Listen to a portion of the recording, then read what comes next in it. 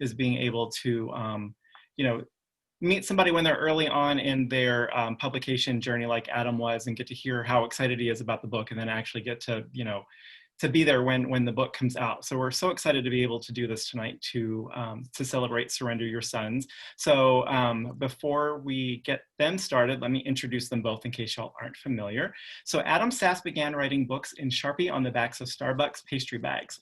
Though he was raised in an Illinois farm town, his desire for a creative career took him to Chicago, New York, Los Angeles, and currently North Carolina, where he lives with his husband and dachshunds. When he's not dropping hot takes on Twitter, Adam is a recurring co-host on the popular Buffy the Vampire Slayer podcast, Slayer Fest 98, and Surrender Your Sons is his first novel. We also have some signed book plates to go with it, so if you haven't ordered a copy yet, we've got signed book plates for those.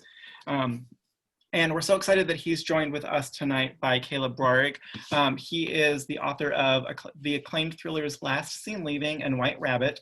NPR called his book Death Prefers Blonde a glitzy teen thriller, and his most recent book, The Fell of Dark, just came out a couple months ago. They're both great. If you've only read one and you haven't read the other, you're in for a treat. Definitely pick them up. We are going to watch them play a Surrender Your Sons version of Clue as they talk all things mystery. I am going to turn it over to them and turn off my camera and mute myself. When you guys are ready for some crowd questions, give me a shout. I will pop back on. You guys who are chatting with us, feel free to drop questions in the chat. I'll be chatting with you guys in there. So I will see you guys in a few minutes. Thank you so much, John. This is like such a treat to be here. I love Murder by the Book. Is a fabulous, fabulous store. So if anybody has not purchased any of Caleb's books, or not all of, is not a completist and does not have all like 7 books you have dropped in 2020, and then previously, please order them from Murder by the Book. You get some good material there. And if you haven't bought Surrender Your Sons yet, I don't know what you're doing here. But you can also get Surrender Your Sons from Murder by the Books, and then some signed book plates are with John right now. Well, presumably, if they haven't bought it, they're getting acquainted. Maybe they're going to buy it tonight. I think they will get acquainted. Yeah, I should not start it on an accusatory, like antagonistic note, I don't think. Although that is very how a murder mystery would begin, with everyone sort of with the daggers at everyone. Listen, when I first started writing mysteries, it was like my mystery education started with Clue and proceeded to stuff like Agatha Christie and Jessica Fletcher, and wherein the murder victim is somebody who is horrific and loathsome, and from the first like 10 minutes you know that everybody wants this person to die and they all have a good reason for it. So I love spotting who the victim is. Like way more fun than the killer. Like I'm like every person who's just like even like watching Knives Out, I was like, they did that so well, because everyone was just like he's just like, well, I've decided to cut you all off, and I'm like, oh, you're dead. Like I loved Knives Out specifically because it was such a great throwback to exactly that kind of like Agatha Christie, like that very classic like patriarch, and everyone's on the dole and these puppet strings. He's tired of them and he's gonna cut them off now. And I have seen like every Arrow episode, and it is just all like the like formula is very comforting. So I have to ask, are you excited about Death on the Nile? I actually am. People like will not stop. Like I don't know, because it's I don't either. There are some valid complaints, I think, but like more like I'm just like, honestly, I could watch anybody do Death on the Nile. I thought his accent is ludicrous, and it's so silly to do like Imagine Dragons in the trailer of the first movie. But I'm very excited. Death on the Nile is like a fave. It's like my favorite Christie book. I think it's just so twisty and whacked. Like, I think it's just such a great story.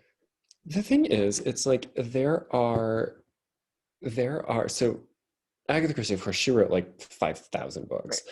Right. And not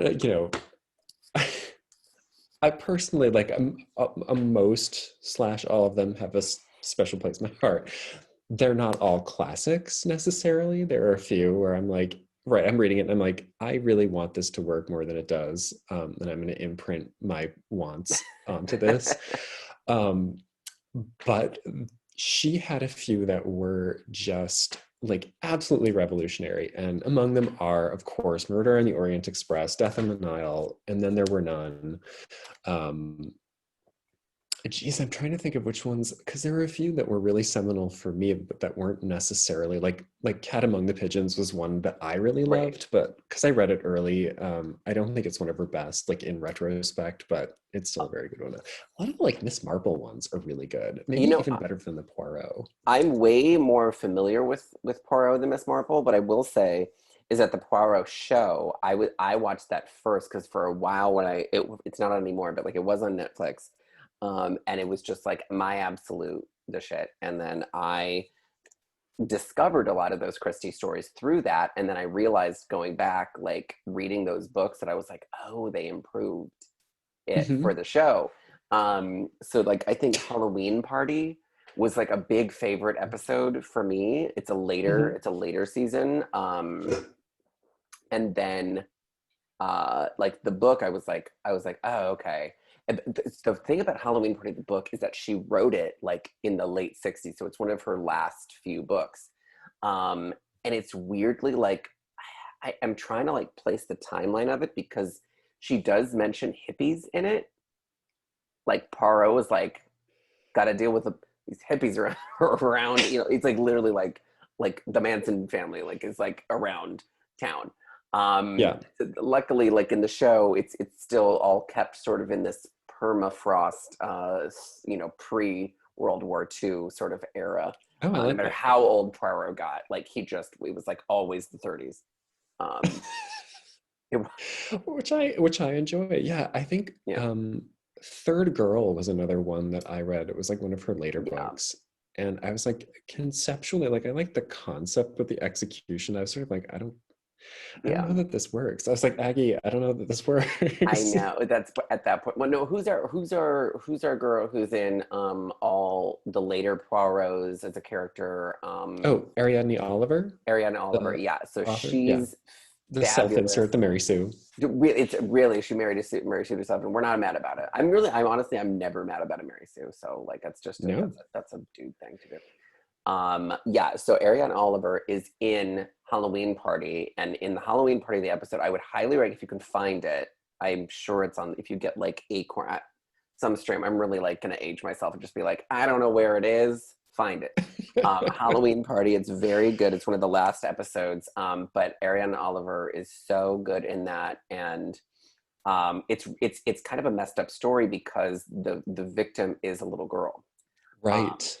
it's like a tween, so Yeah. it's sort of like a Goosebumps age heroine, I and she's think I like this think I read it like a million years ago. Like I think I it's did. amazing. It's like because it's so messed up. Yeah. Like it's one of those things. Like her best stories are when it's like, oh heavens to Betsy, we're all worried about the will, and then like it turns out that the real story is something much darker, like Murder Orient Express, and then there were none. Like everything is like every time it's like it's not Hmm. like the killer is not I killed her for the will reason, you know. Every time it's like, my god, you killed what, oh my god. So the Halloween Party is, it's like they're having a kids party over, like for, you know, kind of middle school kids, and there's some high school kids who are older who are like, I'm tired of these parties, I want to get out of here, you know. And it's like the adults are throwing it, and then this girl who's like kind of a like a know-it-all's the wrong word, but she's like a storyteller. Like every time, Hmm. like she's like, oh, I saw that the other day, and what happened was it, and everyone's like, sure you did, sure Jan. um and she's running around, and like they're like talking about it, and she's like really desperate for attention. So I was like, oh, I feel you, you're losing the rooms, really got to make up something. Relatable content. You're losing. So yeah, so what happened was she's like, oh, I saw a murder once, although I didn't really know it was a murder at the time. I was a lot younger then. Anyway, I saw someone get murdered. And then like they're all like, oh, you lying again. And then they all go play like bobbing apples or something like, or they play like Snapdragon. And then like they're in the bobbing apples room because it's like a mansion girl. Like, and they've got to like, they have like the apple bobbing is in one room and that. So like they're done with Snapdragon and then they come back in the apple bobbing room and there's that girl and she's been like drowned in the apple bucket. And it's like, Oh. what happened? And so, yeah, and so the underlying mystery that's at the bottom of that, like, who killed her and why, is like very messed up. It's very my vibe. It's very adult, but it is really worth it. And the book is like, I have to revisit that. I actually don't think that I've read an Agatha Christie in a while. I sort of picked Agatha Christie. Okay, I just told a lie because I read an Agatha Christie last year. When I decided I was going to start learning a foreign language, I figured out that Agatha Christie was the perfect place to start because I've read most of those books, and now I get to sort of revisit them, but like I'm reading in a foreign language. So I read, like the beats. Murder is Announced. No, what's the one? Oh, what's the one with it was also a play. It's not A Murder is Announced because that's the one with the sisters. It's the one at Petra in Jordan. So one of those, like after is it a Poirot or a Miss Marple? Because if it's Miss Marple, I don't know. It's a Poirot. It's a Poirot. So it could be like Murder in Mesopotamia or something like that. I think, but it had a different name. They made it into a movie with Carrie Fisher and Lauren Bacall, and Peter Ustinov, of course. Evil Under the Sun. No. That had Diana Rigg, Dame Diana Rigg. Yeah, Dame Diana Rigg. Okay, which is also Appointment with Death. Yeah. Yes, that's it. Appointment with Death. John Clacton. Yeah, that's it. Yeah, Appointment with Death. Excellent. I read that in Swedish last year, and that was great because I'd read the play. Right. And I had seen the movie, but I actually don't think I ever read the book. So interesting. And the play, and of course, Agatha Christie, she was very smart about this. She adapted a lot of her works to plays, and she changed the endings for the plays, for all of them, so that audiences could see the play and not be spoiled from the book. So it was still a surprise. Oh, that's very Clue 1985 of her. Exactly. That's very great. Multiple endings. It was brilliant. So she did And Then There Were None, which had a different ending, and she did Appointment with Death, which had a different ending, and she did Towards Zero, which I also had a different ending. There were a couple of other ones I forget that were sort of some of her more successful plays. But Russell's in our chat saying Evil Under the Sun is that crazy one that's in Egypt. That is still, I think that's Death on the Nile, but no, Evil Under the Sun is like a British island. It's like a it's like a luxury island. It's like, oh, we're going here to summer. And then but it is a crazy one. Yeah. It takes place in part like on a yacht, like this pleasure cruise. And oh my gosh, it has Diana Rigg and Jane Birkin, who plays the maid in the original Death on the Nile. And who was also the namesake of the Birkin bag. Yeah. Oh, well, great. I love all this, here's the thing. This is I hope everybody is pen and paper writing all of this down. This is truly great stuff. This is something where go check it out. So there's really eras of stuff. So there's really 70s era Agatha Christie movie adaptations, and they have got all your cast in it. It's got Maggie Smith and Maggie Smith is handmaiden. Evil Under the Sun Davis. Yeah. Has Maggie Smith and Roddy McDowall and Dame Diana Rigg. I mean, what else do you fucking want? Exactly. Yeah, then you have the new ones. Because Murder on the Orient Express was star-studded cast of thousands. Ingrid Bergman won an Oscar for it. And so suddenly it was a prestige picture, appearing in these Agatha Christie adaptations, it was prestige. So then you've got the original Death on the Nile, which had Mia Farrow and Jane Birkin and Angela Lansbury and Betty Davis. And I mean, just great. The show Death on the Nile, Emily Blunt in her introducing Emily Blunt is in the Gal Gadot role now. But anyway, so this is the Actress in Movie Hour, everyone. I was You all paid $2 to be here, so we are going to get to it. We're going to play great. Clue. So Caleb, I wanted to show you this, and I wanted to show all of you this. So I dug this up. So I'm currently staying in my parents' house, and this is the Clue game they have. This is how old it is. I'm currently seeing like this is not like because Barnes and Noble is like putting it out now, like a repurposed like new version, but like look how taped up that is. It's busted. This is I old. love it. Yes, and I was showing Classic. yes, and I was showing David who is it's classic. It's classic. It's not new.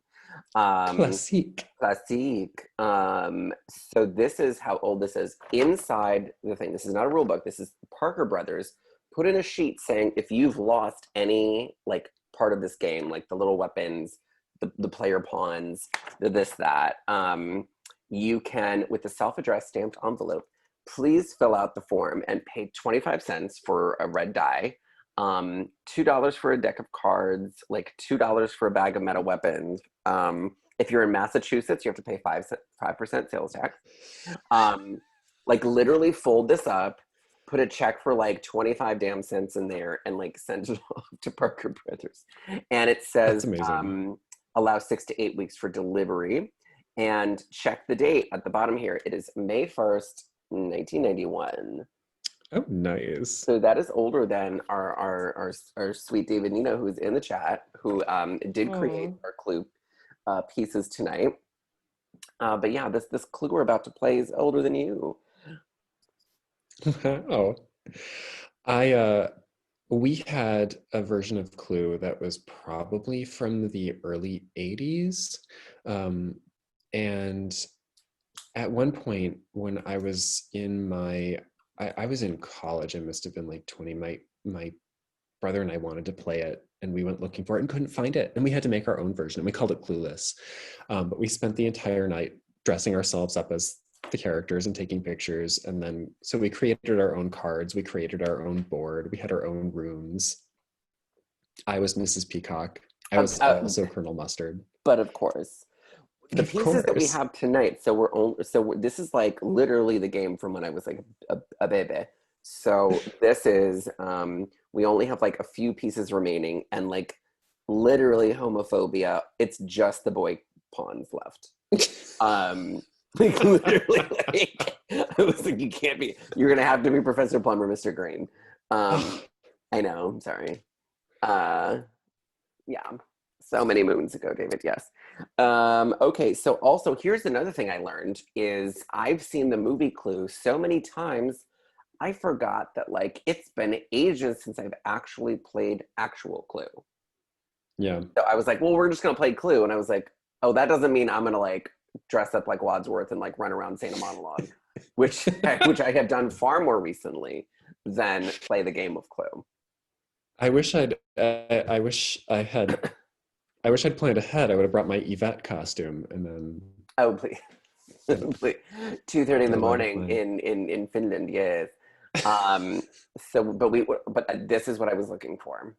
We do have this. This is a very important piece. That's the most important part. Yes. So I've got, I'm not going to look because I'm going to try to do this. So one thing I realized is that because we're virtual, I'm going to draw the top cards, put them in the confidential envelope. And then normally if you were here, right, we would shuffle and then I would hand you your cards. Right. Now we're going to have to do 2020 on this, and we're going to have to pivot, and we're going to have to like get inventive for how I am going to take the shuffled cards here, get them to you, and then somehow not see them myself. So while I draw a card for the confidential envelope, if anybody in the chat has a solution to our predicament, that would be very helpful. You could text them to me because I have my phone with me. You know what you could do? You could FaceTime my phone. Then I could like wave it over the cards and not look. And then you write it down. Because I can't see it, otherwise it's going to be like not a game. That's what's going to have to I can happen. Like try that is that. unless someone in the chat's got some. But see, Anna says do it. Trying to make this work is All also right. murder mystery. It's exactly the game is afoot here. Okay, so first of all, Oh I my gosh. so for those who have not seen my Instagram post today, we have got a really, really fabulous game board as designed by David Nino. And this is Surrender Your Sons themed. And we've got it right here. So you've got our rooms are the falls, the bay, the I cabin, love it. the South Pacific Gulch, which is our lunchroom, the classroom, the bunker, the spooky bunker, the watchtower, clinic, and the chapel. Now, our secret passages are you can take the Coral Road directly from the clinic to the cabin. You can also take the secret side path from the falls to the bunker and back. Oh my gosh. Yes, then our weapons are All going to right. be the rope, the torch, the rifle. Let's see what else we've got. We've got the taser, the spear, and the machete. And then our suspects here are very well balanced heroes and villains of Surrender Your Sons. Who are going to be our suspects will be Connor, Marcos, Darcy, Miss Manners, the Reverend, and Briggs. So I have to ask, if you were to commit a murder with one of these weapons, which one would you choose? Oh my gosh. Okay. Well, like, am I doing it incognito or am I literally just like island battle? Gotta kill I know which somebody. one I would choose. Why don't you lead with that one? Sorry? Oh no. Oh, you had a My lag internet here. connection is unstable. Oh, ooh, very 2020. Let me see if I can fix this. I know. I'm having some issues. Let me see if I can fix this. Okay. I can hear you I'm though. gonna try. Yeah. And I'm gonna Liv, try to I also agree shift that to a I should different. probably. Okay, how's that? It's good. You've been good. I can hear you still. And Okay, you're good, moving because I pretty fluidly. switched. Okay. I Here, switched my. so Lev may have cracked it. So what we're doing here is it's going to be Caleb and all of you versus me. So I'm going to hold up the cards to the screen, and then all of you are going to be on Caleb's side, and then I will know my own version. So I have the home field advantage that I have all the cards with me, but all of you will be able to crack the case. On Caleb's side, you're all team Caleb now. So what I'm going to do is I've got the three piles here. These are the cards for the suspects, the weapons, and the rooms, and I will draw them. So Caleb, though, to answer your question, what I would probably use to kill somebody, probably the spear. That seems pretty effective.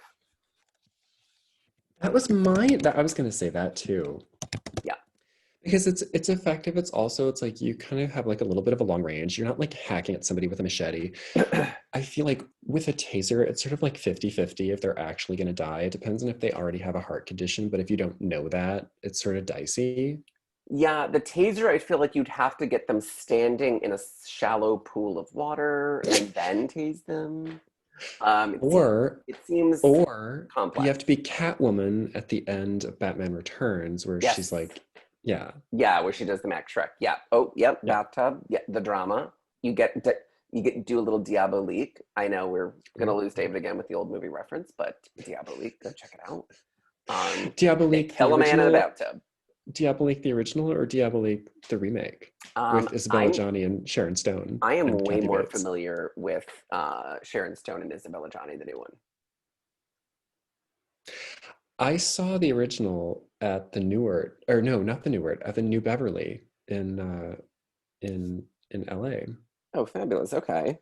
It was really great. I mean, I'm Amazing. familiar with I'm familiar with both, but I did Okay. see the original. Good. Okay. So for everyone who is very confused by what we all just said, What we're doing here is, so it's a regular game of Clue. I have just drawn 3 cards from the suspect, the room, and the weapon, and I put them in the confidential envelope in the center of the board. And so what I'm doing now is I'm going to shuffle the remaining cards. So we're all going to pretend like we're at a little game night party. And I am going to take cards away from me, and then I'm going to show them one at a time to Caleb and the rest of you, like so, comme ça. And then, so in a way, you can all join in this if you want, or you can just sort of gleefully know what Caleb knows, but I will not see what you're seeing. So these will be the cards. So Caleb, just make sure you've got something to write this shit down with. I have my notes app open. You have your I'm ready. notes app. Hold on. I love that everybody is tuning in to see the 2 old ladies from the Denny's commercial play a game of Clue. Lenny's? See, we keep with Lenny's? the old references. Jesus. I can hear our sales plummeting as we speak.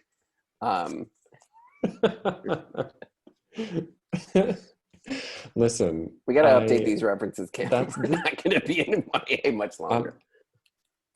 Literally all of my books are going to be set in the year 2000 from now on, just so that great. I don't have to learn any new references. Nor should you. You know, I mean, I know Becky very bravely like had Simon be into Elliott Smith, and had him just go, "Yeah, I know it's a little old for me, but like, I don't know, I'm just into it." And I was like, and everybody just went along. It was all good. Hey, listen, Elliott Smith. This is. I mean, we've talked about this with Amy Mann. They're contemporaries. I had so many Amy Mann references in the original Surrender Your Sons manuscripts. It was like, and they all had to go one at a time. It was terrible. Lev, stop acting like you're young. You know what the Denny's commercial is. And Anna, I am pivoting to historical fiction. So there we go. All my references are Elizabethan now. Yes. Okay. Yeah. Russell is correct. It's very Chloe on Big Little Lies being into motel. Yeah. We have these very precocious kids who are just like really into this old music. And they're not, have never heard of Cardi B in any way. Okay. So Lev, the Denny's commercial is, it was from the 80s or 90s or something. It's like early 90s. But it was a Denny's commercial, and it was recurring, and they had 2 like old biddies on their way to Denny's, very excited. Probably Anna's grabbed it for us, but yeah, and it was just, they kept like, you know, they did the old lady, the Daffy Dottie old lady thing where they're just like, oh, we're so excited to go to Lenny's. Oh, you mean Denny's? Oh, right. Yeah, and we were very easily entertained back then. They were what you call a meme back then. Yeah, this was before we had the internet to distract us. So you took what you got. I remember a lot of really crappy commercials from back in the day because that was all we had. I mean, that's really all we had. We didn't have your GIFs. We didn't have your memes and your TikToks. We had the same old dumbass commercial, and everybody loved it, and that was it. Okay. You got your sketch comedy once a week on Saturday nights. And then it was Mad TV, and then it was like, there's too much sketch comedy at the same time. We got to pick one. Great. Okay, so everybody, so these are the cards I'm going to deal now. I'm gonna do what I have not done all year, and I'm just gonna deal.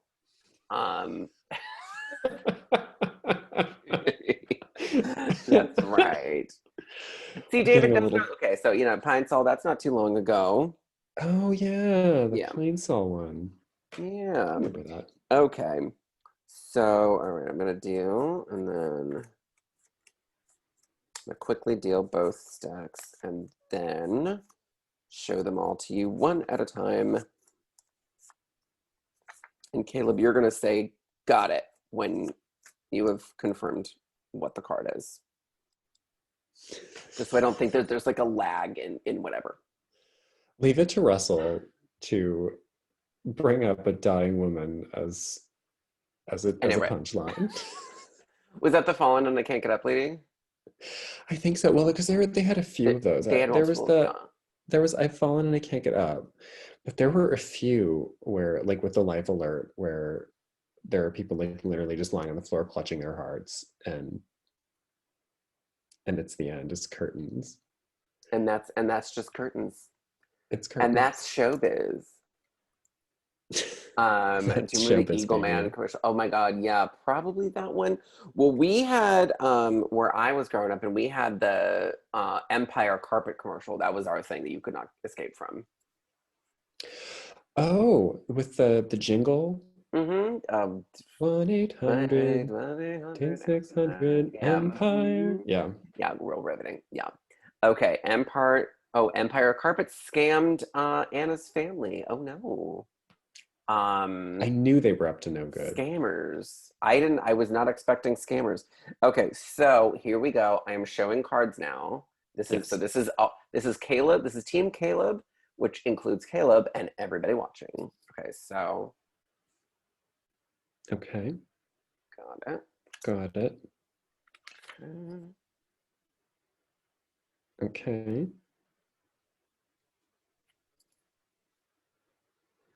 Okay.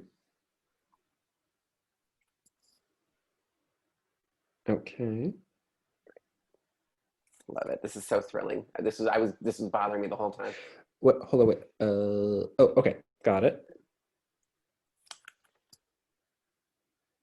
Lift that. Oh. Okay. Got it. Well, Okay. Got it. Okay. Got it. Got it. that's it. Yeah, also another commercial was probably like Menards out by me. Yes. Like Farm and Save Fleet. big money with Menards. But then you had like he has probably since passed. But then you had the Menards guy, who's like he had kind of this like kind of like crooked jaw. He was like Menards. Oh, He I like don't kind of did remember this with his him. jaw. Anyway, it was a flawless impersonation I just did. But I remember the Menards guy. Yeah, honestly, you Brilliant. did just have to like shut up and watch the commercials. Mm-hmm. Also, Anna, I would love to at some point find out how you were scammed, how your family was scammed, because that's some stuff. All right. Okay. Got it. Okay. So I'm gonna get a pen real quick. So, because I, unlike Caleb and y'all, I have the little. Oh, yeah. Yeah, it's true.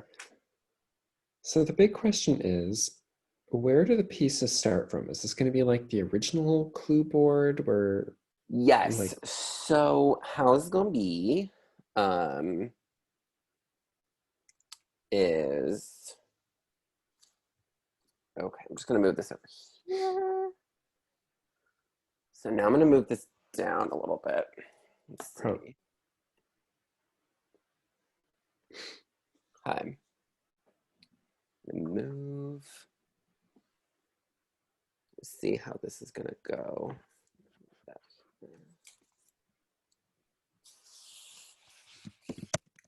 Okay, yeah. So it's the pieces are gonna move like so, but we'll probably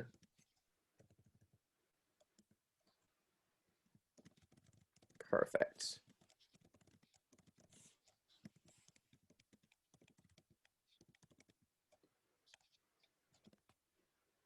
Got it. Okay. okay. All right. So I'm casting you as Professor Plum. Okay. 'Cause there you go. Because you know you get to interact with Mrs. Peacock a lot at least. So let's just say where are we going to start you? We're going to start you off at the cabin right up here. Okay. And then myself, Mr. Green, will be starting. We're going to start right down here by the clinic. Okay. Okay, now another thing we forgot to put on the thing are the doors. So I am going to just like mark really quickly where the doors are. Um, super high tech. Okay, so there we go. And let's see, there we go.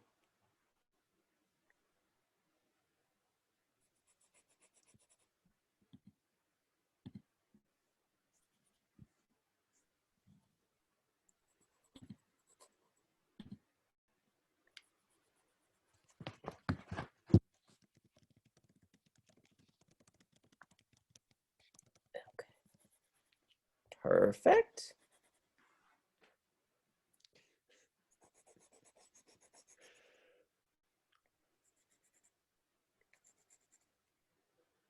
Last one.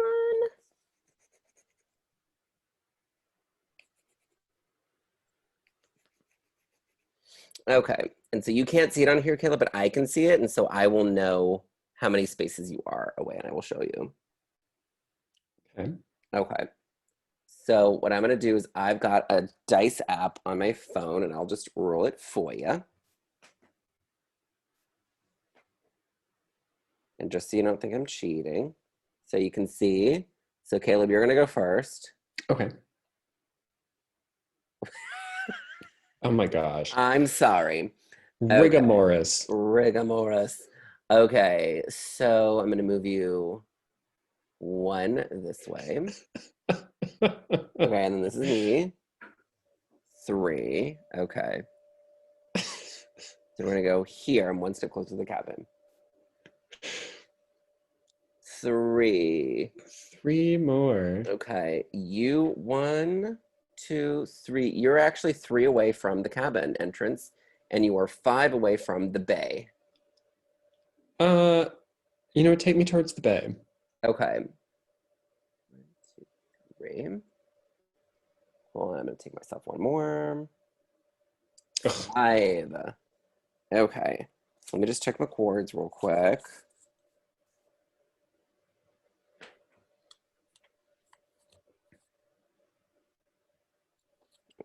Okay. Okay, I'm going into the clinic. Okay. Okay. So now we got I did. Okay. Okay, so Caleb, I am going to okay, so now like all right, jog my memory. When you're like asking, do you say like a full like it's this person with this in this area, or do you say like Oh yes. show me something? Absolutely. Okay, so I'm gonna say it's Miss Manners with the rope in the clinic. Let's see. Miss Manners with a rope in the clinic. I can prove you wrong. Oh my gosh, okay. Can you should show me like one card, right? I can. Hold on while I bring up the cards.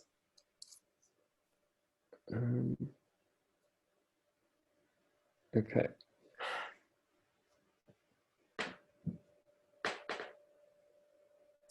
Okay, so the rope. Okay. The rope is now known to the board. The rope is known to the board. It was not the rope, gals. Okay. All right, all right, all right. Okay, back down we go. Oh, that's all my cards played out. I will move that. Okay. Here we go. We got a system. It's working. Love all of you in this room. Okay. Listen, he asked me to show him a card, so I did. Deb, please. Okay. All right. So now Caleb's turn. 3. All right. You are 3 away from the bay. Shall we enter the bay? Yeah. Get me in the bay. All right. Welcome to the bay where Connor arrives on a dark and stormy afternoon to Nightlight Island. And wherein I shall suspect Darcy with, you know what? Let's say my old favorite, the spear. Darcy with the spear in the bay. And yes, David, we are playing with that rule that you have to be in that room to guess that room. Yeah. Because that's what creates the tension. Okay, so Darcy with the spear in the bay. Okay. I can prove you wrong. And I will do that by showing the bay. Ooh, all right. Now we know. Okay, great. Anna, thank you for the rules on that, because yes, and if you were going to officially solve it, you have to make it to the center, which is the book cover. What? Yeah. Ugh, I never played it that way. Well, listen, gals, if this is going on like way too long, then yes, we will just like solve it. But we will see. If we're zooming through, we will see. So right now, the bay is known to the room. Yes. Okay. Okay. Okay. So here we go. I am in the clinic. Then I'm going to go boop, 5. So what I'm going to do is I'm going to take the secret passageway, which is I'm going to get into Briggs's car and drive the Coral Road all the way to the cabin. You know what? I'm so mad at myself for not thinking of that, but whatever. I know, right? Just the mind, power of the mind. I know. So yeah, this is so we are now in the cabin. Wonderful, wonderful, wonderful, wonderful. So that means I am going to accuse the Reverend in the cabin with the taser. Okay, Reverend Cabin Taser, you say. I can, in fact, prove you wrong. Because I have the cabin. Oh my God. And I'm not digging that out, but I have it. Trust me on that. You're like, it's 3 a.m. Not digging it out. All right. We are closing in on 3 a.m. Oh gosh. Actually, it is. It is almost Well, in my 3:30 in the defense, I morning. did not know when I booked this that you were going to be fleeing the country in the dead of night. When I agreed should have to it, I assumed. didn't know that either. Yeah. I mean, c'est la vie. It's true. Okay. So now we're back to Caleb's role. Okay. Here we go. And then boop, boop, boop. Okay, 3 spaces. Let's see where you're at. You are 5 spaces away from the falls. You are 7 spaces away from the chapel. You are 7 spaces away from the gulch. Take me to the falls. Take me to the well, no spoilers. Okay, great. We're gonna go. Okay. Believe me, you're all gonna think of this once you've read the book and laugh and laugh and laugh, but no stories. Yes. Okay. So now let's see. Okay, so I'm gonna do boop, boop, boop, boop, boop, boop. Okay, so 5. The roll is 5. So I'm in the cabin, and I am 2, 3. I am 7 spaces away from the bay, but I am also 5 spaces away from the South Pacific Gulch. So I'm going from the cabin to go get some breakfast in the South Pacific Gulch.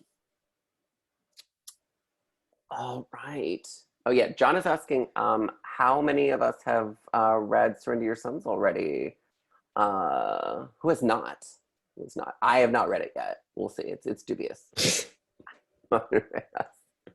Yes, Anna just got it yesterday. Yes. So this is going to be a spoiler-free zone for the book. We are all, everything is going to take on the air of an Agatha Christie mystery, and everybody's going to be very coy. Everything could be ooh. Yes. Amazing. Okay, looks like we got a good 50-50 here. This is amazing. Okay. Okay, so I'm in the South Pacific Gulch, and so now I'm going to interrogate you. Oh Okay, no. so I'm going to say the Reverend in the South Pacific Gulch with, let's see, with the taser. And I can prove you wrong because I have the Gulch. You have the Gulch. Oh my gosh, that sounds like you've got quite a. Got a You've got bad quite, case of yeah, the you've got Gulch. a real bad case of the Gulch there. Yeah.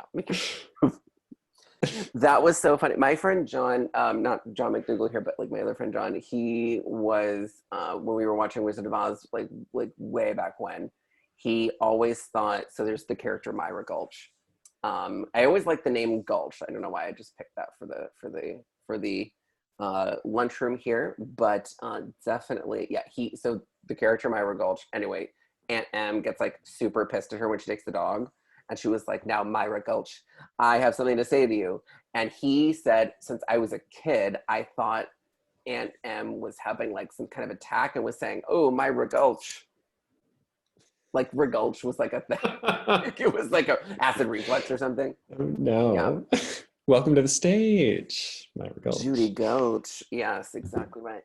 Okay. So South Pacific Gulch is now known to everyone. It It is is. known, group. Okay. Let's see. All right. Can't believe you, Gary. All right, I'm gonna take you one step closer. You're not at the falls yet. All right, so then here we go. 2 spaces pour moi. And I am 2 spaces closer to the classroom. Actually, I'm gonna go 1, 2, going through the jungle towards the classroom. All right, are you entering the falls? Oh, yeah, take me to the Take falls. me to the falls. All right, there we go. So you're behind the wonderful crashing waterfalls into the lake. And do you have an accusation? I do. Um, in the falls, I'm gonna say, Oh my God. Okay, so Rob, you Steppy dime. You read the chat. I used to think that step in time for Mary Poppins was Steppy dime, which I figured was just a weird British phrase. hey, maybe I'm it now going is. to think of that. Now I'm going to watch Mary Poppins tonight. I'm going to put it on Disney Plus and just watch that. And just jump right to the Steppy dime part. I suspect where am I? The You're in the fall. chapel? You're in the The falls? Oh, Lenny's. right, You're in in the Lenny's. falls. You're in. At Lenny's. I think I'm gonna suspect Marcos Okay. with um, 8. with the torch. Okay. Marcos with the torch in the falls. Gonna have to prove you wrong there. So Scandalo. my don't you dare accuse my fave. Marcos. Aw.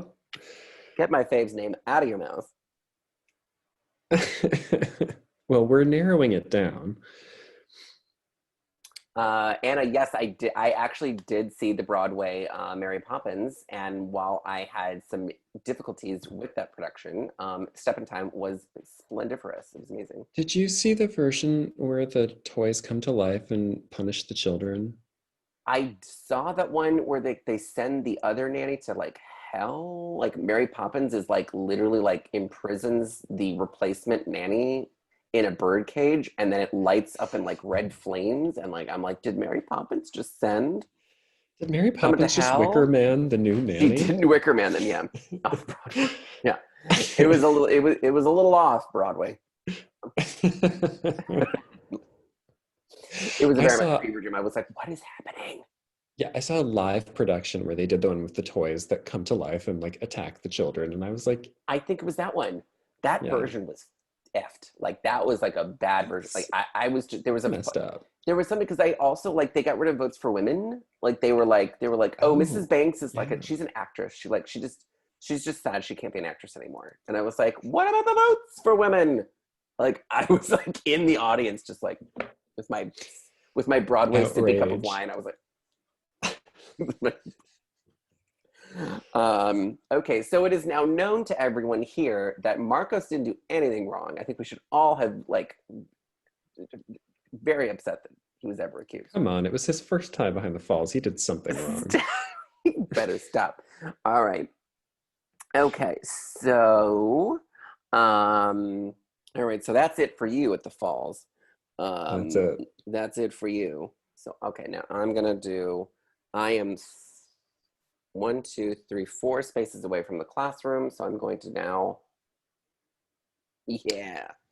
All right, so I'm now in the classroom, the expulsion classroom, where Briggs meets with so many students. So now we are in the classroom. So I think to that end, I will accuse Briggs in the classroom with the machete. I know I said that like Moira Rose just now. The machete. The machete. Well, I can prove you wrong because on account of I have. Where are you again? I'm in the classroom. Okay, well, I have the classroom, so. Okay, so you're in the okay. So. Your accusation is canceled. All right, Nana, well, you also just said that you don't have the other one, so you basically flipped over all cards to me. Okay. Okay, yeah. Oh, it is Scary Poppins, yeah, definitely. Oh yeah, who died? Was it ever established? Yes. In this game? Yeah, we're trying to find out who killed Ricky Hannigan. So that is the situation. Yeah, Ricky Hannigan is Mr. Body of this. Yeah. Getting a little too real. It's a little too the plot of the story. Yes, and for those who have not read Surrender Your Sons, the mysterious passing of Ricky Hannigan looms large over the entirety of the story. So it is now known to everybody that the classroom is out of bounds. Okay. All right. So and now that it's my turn, I'm going to take the shortcut from the falls to, is it the bunker? You are taking the shortcut from the falls to the bunker, the secret passageway, and no spoilers because there is sort of a secret passageway from the falls to the bunker. The bunker, which has been referred to for people who have not read the book, I will not spoil, but the bunker is a very scary remote place on the island where campers who have been extra bad, who are going to be punished, are basically jailed there for the evening. And there is also some staff quarters.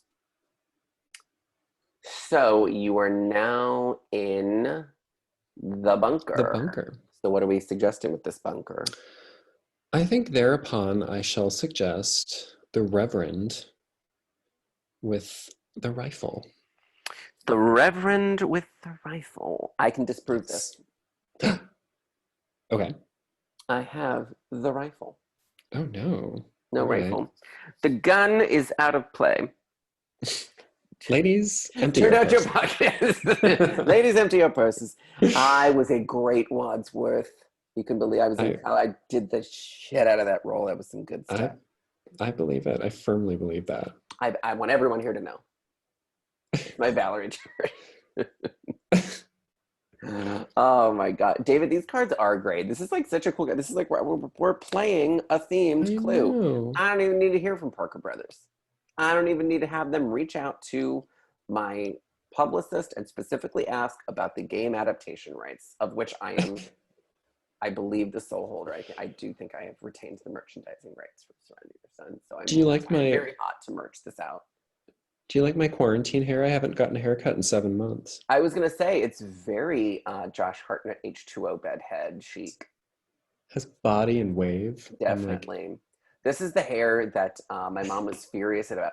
So this is like definitely like Halloween H2O was my, it was the movie that I saw like as a teenager where I was, like I feel like every teenager has this moment from generation to generation, like the Slayer, where the teenager is in a movie with their parent, and there's like a dreamy guy on screen, and then for some reason the mom is just like, I can't stand that person, and you're just like, Mom, you don't get it. And that was Josh Hartnett in H2O for me, because she was like, comb that hair. And I was like, you don't understand. You You don't don't understand understand our anything about love. me and Josh Hartnett's hair. Yeah. Got it. Okay, so it is now known that the rifle is out of play. Okay, so now I am currently in the classroom, and let's see. I'm going to 2 spaces. Oh yeah, Rob. Josh Hartnett in the faculty was very important. Yeah, I would say any late '90s, early 2000s Josh Hartnett is of the highest of importance. Yeah, the faculty that was a good one. Yeah. I mean, for him. Listen, the faculty is great. I'm a fan of that one. Soundtrack is great. Cast is great. Great story. You got Piper Laurie in there. 5 spaces. Hi. Okay. So you are 4 spaces away from the Watchtower. Take me to the Watchtower. The Watchtower.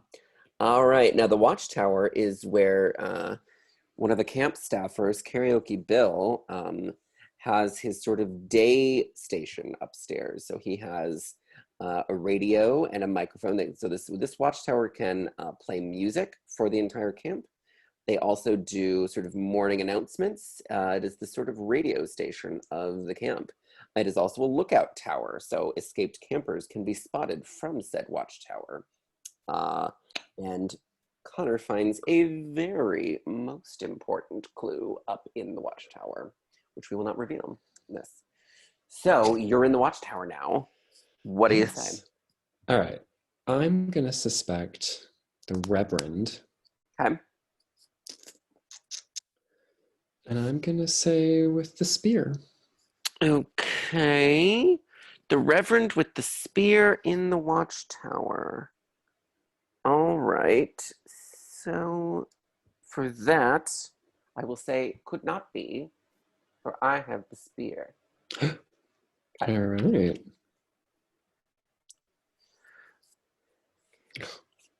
I'm like trying to track what has been said and not been said.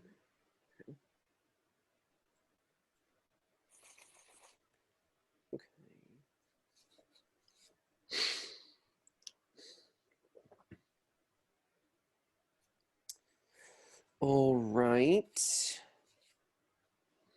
Okay, so now I am going to roll again. We're getting close here. I can feel it. I feel like we're very close to narrowing down what that weapon is. 6 spaces. Okay, so I am 6 spaces away from 1, 2, 3, 4, 5, 6. I'm just outside the watchtower. Okay. So now, Caleb, here is your roll. 4 spaces. Okay, so you are 3 away from the clinic. You can go back to the bunker. Take me to the clinic. Take me to the clinic. Take me to the clinic and step on it. This is such a... This is great. This is awesome. Thank you all for being here. Okay. Now let's see. You're in the clinic. Yeah. Okay. In the clinic, I suspect Briggs with the taser. In the clinic. Couldn't be the clinic. All right. Well, that's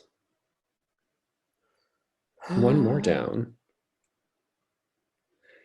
We're getting this narrowed. I already have one figured out. I believe I have one figured out.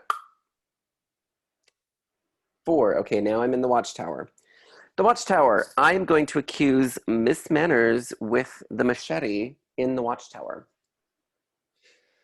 Well, it couldn't be because I have the machete. Oh no. Okay. All right. All right, I suppose. Okay. 5. Okay, so you can take the secret passageway to the cabin, or you are, let's see, or you're exactly 5 spaces away from the chapel if you wish to go. Sure, take me to the chapel. All right, you are in the chapel where the Reverend is probably giving some sort of a sermon right now. And where could you accuse someone? In the chapel, I guess I'm going to say Darcy with the Okay. taser. Darcy with the taser in the chapel. Couldn't be the chapel. All right. Are you close to solving the puzzle? I am actually getting close. We're pretty There's close here, I still, feel. yeah, I've got a couple of. Does anyone at home have any theories about who it could I know, does be? We've anybody all know? crossed it off. I feel like we're getting very, very, very close. We're getting to the point where I'm going to make a formal accusation because I need to go to bed soon. I accuse whoever. Okay. Let me just pick some names out of a hat. Yes. So I am actually going to remain in the watchtower because I'm going to accuse Darcy with the taser in the watchtower. And I can prove you wrong because I actually have the taser and have had it all along. Damn you, tricking me. Right. Well, now I know what the weapon is. Good, thank you. Yeah. Okay. Excellent, excellent. Okay. 1, you can stay in the chapel and accuse, or you can just proceed out of there. You were also 4 spaces away from the accusation space. I guess. I mean, there's. Well, Are you ready to accuse? I might as well. I might as well Accuse. leave because I already know that you have the chapel, and if I accuse anybody else, you'll just use that same card on me. Okay. So great. Okay, so we're leaving 1 space, and then now I'm going to go again. 3. However, I am going to remain in the watchtower because I'm going to guess Darcy with the torch in the watchtower. And I cannot prove you wrong. So does that mean it was? Hold on, everybody. Does that mean it was Darcy all along? Was it Darcy? Good for her. Good for her, gal. Okay, so it was Darcy in the watchtower. And she lit someone on fire. Yes. Yes. Oh my God. Oh my God. I knew it was the torch. Okay. I knew it was the torch, and I had it narrowed down to either the watchtower or the bunker. That's amazing. Yeah, I was less sure about the person. I still had 3 options open, but. Okay. Yes, I had the Reverend the whole time. So I was like, ooh, better just kind of continue. I do what I do best, and I cast a lot of shade onto the Reverend and make him look very suspicious. So we shall see. But no spoilers here, anyone. Thank you all for joining us. Now, do we have like 5 more minutes if you want to ask any questions, if you want to keep Caleb from going to sleep, but you can also yes. So I have a question for you, Yes. Adam. Actually, for you, Caleb, too, since we were talking about it. We've been joking a lot about, references and having to go back and, modify or edit. So what's the process for you guys when you're doing YA? And how do you vet which references you think the audience is going to get versus what they won't? I check them all out. Like I barely reference anything. Like I dropped a few pop culture references in the beginning, but really like a lot of it was I had a few people that maybe Connor was listening to, but he's sort of like a kind of country kid, so he's a little maybe, and he's kind of in like a repressed home. So I'm like, okay, maybe it can like be, he's maybe not like super pop cultureified. He has his own sort of thing, but if anything, like I make sure that the adults like are really pop cultured, like with their own things. were probably the age of the parents in these books. So For me, in my first two books, I made a lot of pop culture references. And some of that was because I was very influenced by the Pretty Little Liars series, and those are extremely pop cultured. But the thing is, I learned very quickly that I wrote Last Seen Leaving in 2014, and it wasn't published until near the end of 2016. And by that point, I had made references to shows that had been canceled in the meantime. I mean, I'm telling you, that's the thing. Like, you have such a Right. long lead time before it's even on the shelves, and then once it's on the shelves, like, it's And gonna pop culture, age. yeah, and pop culture is a moving target. So I have since learned I don't do that anymore. I make no pop culture references except for like classic stuff. So in Death Prefers Blondes, I make a Star Wars reference. But like if it Yeah. isn't something that is like firmly embedded in our contemporary, like kind of like at a DNA level of pop culture understanding, I sort of try to leave it out. Yeah, for sure. And it's it's good because it makes it a little more timeless.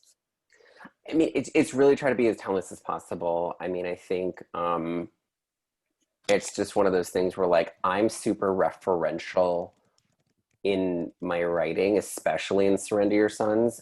But yeah, David, yeah, R.I.P. the authors who had Harry Potter references. I luckily had a shady Harry Potter reference in Surrender Your Sons, which is now aged flawlessly. So I I have did fall backwards into gold on that. Yeah, I have one like pseudo Harry Potter reference in The Fell of Dark. It's not an actual direct reference. It's a reference to like Harry Potter Arcana, but whatever.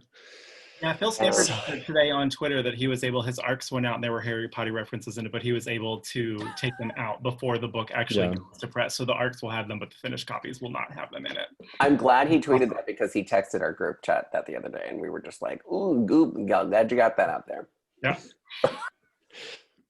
Well, and I think Adam, you do like for some of the things like the adults do, like the things that they reference, they're sort of kind of iconic queer pop culture things. So even if like Yeah. the teens don't get them, then like the adults that are reading are definitely going to pick those up. And then if the teens, have adults that are guiding them the right way, as we should guide queer teens, and they'll get those references when they like discover those things. Thank you so much for that. Because what I try to like do is I try to do what like the Pixar folks do, which is just like any youngin like reading it like won't clock that there has been a reference made at all.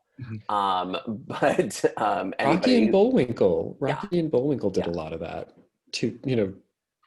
Aimed at two different audiences. Here we go. So Yeah, that's why I send yeah. all my stuff to David first because I'm just like, hey, can you? And if he doesn't like recognize that there's a reference in there, I'm like, great. It's just so baby. It's just so baby. Yeah, that's my thing. So that's like something where like Pixar does this really, really well. And there's something, it was floating around online. I would recommend a little Google on this. What it was, Pixar writers like all had like a series of like 26 questions or like writing tips, or like every time they sit down to write something, it's like, here's what we do, to like really ground the story. Like Pixar has some of the greatest storytellers. So it was like, I think the first one was like when you're writing a story, it was kind of like you start everything with Once Upon a Time, and it was like once upon a time there was a blank. Every day they did blank until one day blank. Like that's like the beginning of every story. You could do Finding Nemo there. You can do every one of those things there. So it was like all these like really essential building blocks of writing. It's amazing. I highly recommend you search that up. But that was, God, like so long ago that I remember coming across that. But I really used a lot of that. So when I do references, John, thank you. Like I do like a lot of old queer references. If it's really important, like Marcos referencing Wizard of Oz, which is obviously timeless. And it's real, and and the quote that he pulls from Wizard of Oz constantly is very important to him. And so in that, I do it less of a quick blink and you'll miss it reference. I actually like stop and say, he explains, he's just like, it's from Wizard of Oz, the witch says this, and then it means this to me, and then you can ground it. Then it becomes something, then it's less of an inside joke that you have with adults, like, because that's the thing, you don't want it to be this thing where the young reader is not in on the joke. If you bring them in on the joke, then like they're way more likely to enjoy it, because then it's like a joke. So agreed. just just like don't be young. Just like just like no stuff. Yeah. All right. Any last questions?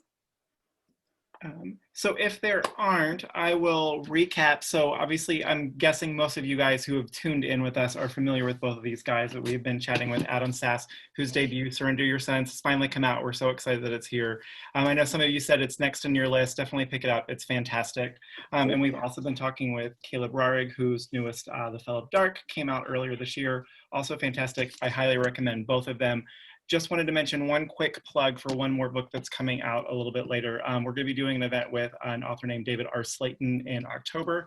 His debut, urban fantasy White Trash Warlock, is really great gay urban fantasy. It's really fantastic. So it comes out October 13th, so definitely check that out on the Murder by the Book website. I love that title. It's about this like David R. Slayton is so cool. He's a good Twitter follow.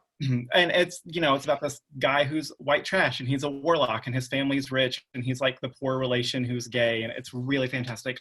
Caleb, Anna says plug your November release before you go.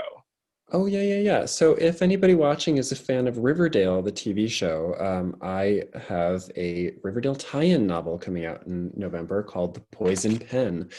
And so, obviously filming had to be canceled on season 4. So if you've been jonesing for your Riverdale fix, here's your chance. It's an original story. I came up with all of it myself, but it is an official tie-in with the series. So it was a very fun project for me. And I wrote it in 5 weeks. It was a lot. I had coronavirus while I was writing the Riverdale tie-in novel. So please buy The Poison Pen. He wrote it in 5 weeks with coronavirus before it was known that it was corona.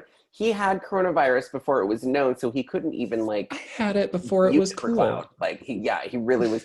He couldn't even be like, oh, I have it. I'm like, he literally just suffered in silence. Like he had some really bad I mean, I wasn't that silent. I complained a lot, but I didn't know what I was complaining about. My point of innocence is that literally I was I remember it was around the holidays and you had talked about it and I was just like, God, really complaining about this flu. It was my point of innocence. I was like, anyway, that was weird. Keep complaining. I was visiting my mother-in-law. I had a fever for 2 weeks. My mother-in-law has cats and I'm allergic, and one of the cats loves me. So I was covered in itchy welts. I had cat hair and itchy welts all over me, plus a fever, plus I, was coughing up my lungs. Plus I also had to write a book. It was a lot. You had to write a book for a show that had not written its season finale. So this is in between seasons a story that's supposed to be canon, but also it was supposed to. Yeah. So the short long version is it was supposed to take place. The story is supposed to take place after season 4 and before season 5, but they hadn't finished writing season 4, so they kept sort of moving the goalposts as I was writing the book, and I had to keep changing it and rewriting it. And then they told me what the finale plot twists were going to be, so I wrote for those, but then they didn't air the last few episodes of the season because they didn't film them. So then I had to go back and change it. So now the story still takes place after season 4 is complete, but season 4 hasn't finished yet, so I couldn't write anything that would give away what the plot twists are, but it still has to make sense contiguously, both with the episodes that have aired, but also with the episodes that have not aired, so that when people read it before they see how season 4 ends, it makes sense to them, but people who read it after they know how season 4 ends, it still makes sense. Does that make any sense? Because it didn't to me. Listen, I would riot. I would just be like, this is done now. I would call up Aaron and just be like, fix this. Well, it is done now. So Adam, before we go, I'm going to ask you the unfair author question of your book has only been out for 2 weeks, but are you working on something else now? Yes. Oh my God. I am working on 2 different projects. One, which could potentially be, both of them are too soon to tell, but one is a rom-com. So I would actually be going total opposite. So I mean, my whole thing is my 2 favorite movies in life are Mulholland Drive and Amelie. So Surrender Your Sons has like a ton of Mulholland Drive Easter eggs in them that you would, unless you're familiar with the movie, you would never know they were in there, secretly slipped in. So that's sort of like my definite like mega dark queer trauma insanity, you know, story. And then this rom-com is really my Amelie, where it's like it's super sweet. It's a little too soon to talk about it, but it's going to be like the total other part of my Gemini side. So it's going to be like the super sweet version. It's going to be really fun. And then I also have a follow-up thriller for people who are like really, really big fans of the Story of Your Senses, like darkness and mystery and twists and turns and clues and whatnot, which I'm sure Murder by the Book will be interested in. That thriller is about halfway drafted right now. So hopefully pretty soon, more will be known on that. And Caleb has read a few chapters and David has read, and Russell has read a few chapters. I have been very not secretive about my thriller. So it's called Deary, and I'm very, very excited, hopefully to talk more about that later. I'm excited about it too. Deary has been, I've been working on that since at least 2018. So all my manuscripts need to have at least a few years to age, like in a fine cask. All right, well, thank you everybody for joining us tonight. Last plug, if you have not picked up either book, go get them, ideally from Murder by the Book, but if not, go buy them somewhere, review them online, support gay content creators with your money, so publishers know that we need more of these, because we definitely need more of them. Caleb, thank you so much for joining us in the middle of the night. We appreciate it. Adam, pleasure. I'm so glad we got to do this. You guys have a good night, and hopefully we'll be able to do this at the store at some point. Thank you. Oh my God, that would be amazing. And everybody go buy Caleb's book, By Sword of Your Sons, for a friend. Get a signed book plate from Murder by the Book, and then pick up those Agatha Christie books as well that we were referencing earlier, because they were all very good and they deserve your attention. Bye. Bye, guys. Thanks, everybody. Bye. Bye.